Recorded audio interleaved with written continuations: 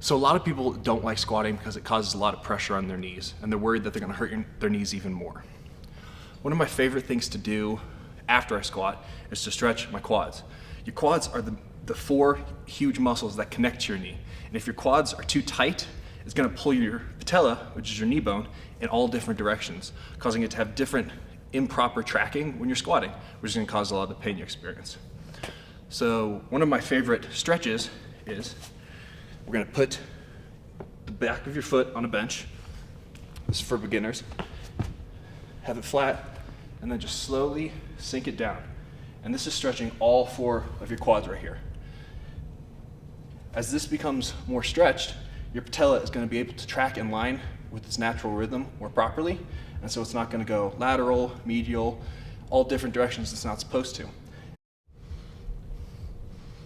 Step 4 is make sure your mustache is fixed before all proper squatting. So another common injury that people have when squatting is their ankles hurt. If you don't have proper ankle flexion, it's going to cause a lot of issues just upstream to your knees, to your hips, to everything, and your squat's going to suffer because of it.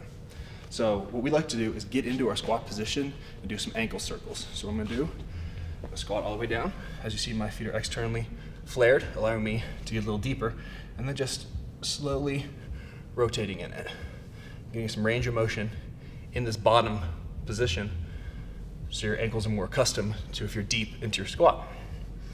Now, as you see, I have flat shoes on here. They're really cool, I know. And this is allowing my full foot to be flat on the ground. A lot of times you'll see powerlifters or weightlifters have squat shoes, which elevates their foot up a little bit. When you have your foot elevated, it allows you to get deeper into your squat, and so it helps them just get lower. If you don't have squat shoes, an alternative to doing this, if you want to improve the depth of your squat, is something like an ab mat. You can put a plate down, or maybe a folded up yoga mat. And then as your ankle dorsiflexion improves, you can take away layers of the yoga mat so you get flatter and flatter to the ground. So for example, I'm going to have my heels elevated just a little bit, externally foot flared again, and then go down. And see how, I could just sit here all day because my heels are elevated a little bit, allowing some more dorsiflexion in my foot and my lower leg. And same thing, just gonna have a little bit of circles here, back and forth. And then as my ankle dorsiflexion improves, I'm gonna get rid of the mat and sink right back down, and same thing. And that's one way to decrease your ankle pain when squatting.